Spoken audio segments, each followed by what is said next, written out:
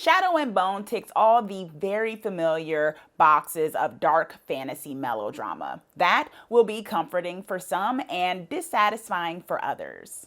Hey Twisted people, it's your Twisted Woman here, Chauncey K. Robinson, and today I am doing a spoiler-free series review, Season 1 of Shadow and Bone on Netflix. Based on best-selling novels, Shadow and Bone find us in a war-torn world where a lowly soldier and orphan, Alina, has just unleashed an extraordinary power that could be the key to setting her country free. With the monstrous threat of the Shadow Fold looming, Alina is torn from everything she knows to train as part of an elite army of magical soldiers known as Grisha. But as she struggles to hone her power, she finds that allies and enemies can be one and the same, and that nothing in the lavish world is what it seems. It's my opinion that lovers of the book series will be delighted with what they get out of the first season, while those new to the content of Shadow and Bone, but thirsting for some epic melodrama that is filled with a lot of dark fantasy tropes will also have their thirst quenched. The best thing going for season 1 is that it uses the KISS method, aka keep it simple, silly. For those who already know the novels and the stories and where it goes, for the most part, you're not going to be lost. But that's just it. When you adapt something to the screen, you're also, I would think, studios are also trying to bring in people who may not be aware of the stories, that this TV series may be their first time ever even thinking about the books. And the question then is, are you going to alienate either the people who are the book readers or the people who are new? And this has been a back and forth when it comes to adaptations, from comic book adaptations to novel adaptations, where if there's this thought process that if you try to please the ones who know the story already, you may, alienate the ones who don't. But I like to believe that from watching the entire first season of Shadow and Bone, that I think they came to a happy medium. And I think that's important because sometimes adaptations can fail one or the other, or sometimes both. And I like to think that this series, or this season at least so far, has done both, a happy medium. You're going to get two comparisons after people have looked at this and where it goes. And I think it's going to be between Harry Potter, because you have some young people who can wield magic, or what seemingly seems like magic, and Game of Thrones. Out of the two, I would say I lean more towards the comparison of Game of Thrones. And then I would say that they actually do some things way better than Game of Thrones did. And I can say that this first season, with the multiple plot lines that are going on with multiple main cast and characters, I really felt like I got a feel for each and every one. I consider this series an ensemble cast.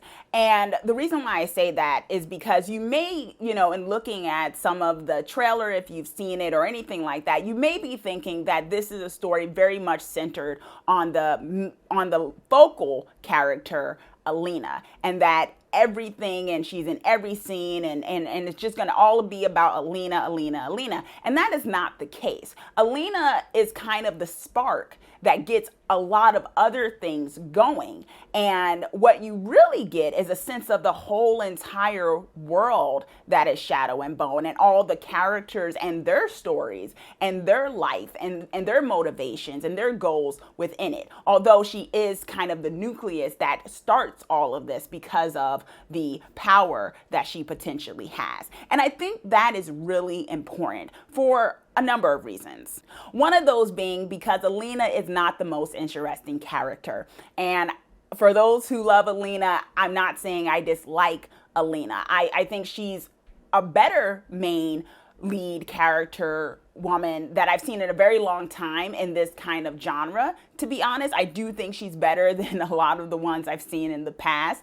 But even though saying that, I still think she falls short in being one of even the top 3 most interesting. And that's not a negative, because I'm saying that relatively speaking because this is actually a compliment that many of the characters, or I would say a majority of the characters in this series, are very interesting and have very cool personalities and potential backstories and, powers and not powers, or just, just their lives are just so interesting. And getting an even kind of distribution of screen time for these characters is what is the highlight of this show.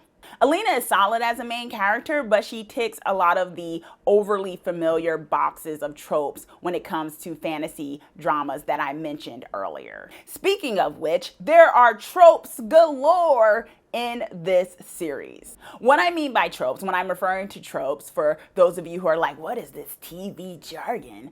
What I basically mean is that tried and true plot points and types of characters that you've probably seen in a lot of other similar content, and you can probably, even if you don't know that's what they are called, as in a trope, this is what they tend to be. And Shadow and Bone has plenty of it. You name it, they got it. Star-crossed lovers, friends to lovers, brooding pretty boys, love triangles, super important yet humble magic girl who the fate of the world rests on, which is pretty much what Alina is. It's all there, and it all pretty much plays out pretty predictable. Now, I don't say that as a negative because every story's been told before. There's no new kind of story out there as long as we've been around. The key here is making it so that although it's a story that's been told before, you tell it in an interesting way. And I do think Shadow and Bone does that, but a lot of it does play out just like you think it's going to play out. What I'm saying is that if you're looking for something that subverts the genre, that plays against the things that you are used to seeing, this is not the series for you. If you take comfort in that sort of thing, you'll love this. Another high point is the diversity. Now, I'm not going to hand them a cookie because they happen to have a good amount or better amount than other shows that I've seen, Game of Thrones in particular, of people who are of color or non-white. Now, I say it's better. It's not great, right? I think Alina, who is, there's a ongoing theme in this series about her being half Asian and the prejudice that she faces regarding that. And I think that's timely, of course. And there's some other instances of that, of themes of prejudice and things like that that happen in the series. So yay, diversity. But I do think that although there is a step in the right direction, still the majority of a lot of the main characters are white, which is not necessarily a negative. It's just what I'm saying is, sometimes people like to tout, yeah, this is so diverse. But it's like, well, that's because the bar is kind of low when it comes to fantasy epic shows, right? It just really is. I don't know what it is about the fact that everyone and their mama can think that trolls and orgs and everything can exist, but oh my gosh, let a black person be the lead at the castle, and it's like, that's just unrealistic. And it's like, this whole genre is unrealistic, but I digress. What I'm saying is that this is diverse, and I do think that's a plus. And finally, what some of you fellow shippers are probably interested in is that there is definitely romance in this show. There's multiple romances in this show, and they're okay. They're predictable too. They're very predictable, and that's fine. My final grade for Shadow and Bone Season 1 is a B-. Are you a trope kind of fan? Do you want all the tropes of familiarity? Or are you someone like, give me something new? Let me know, comment down below. And also, be sure to subscribe so that you're the first to know when I post my videos. Thanks for watching.